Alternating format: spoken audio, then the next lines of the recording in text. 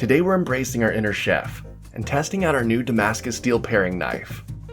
It comes shipped to your door in a nice little gift box with a magnet lid. Unsnap the magnet and open it up.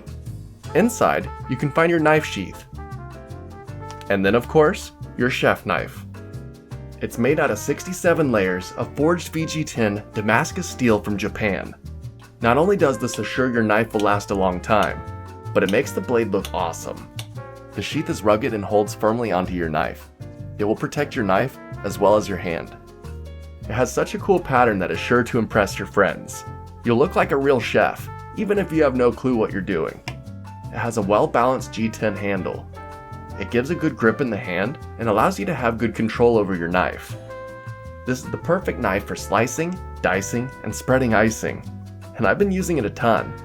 It's officially my favorite knife. I refuse to use any of my old ones now. I use this to cut thin slices of apple. It sliced through like butter and gave no resistance.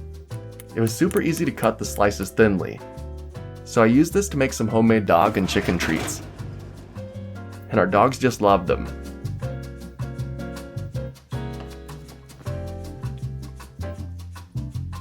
And our chickens love them even more.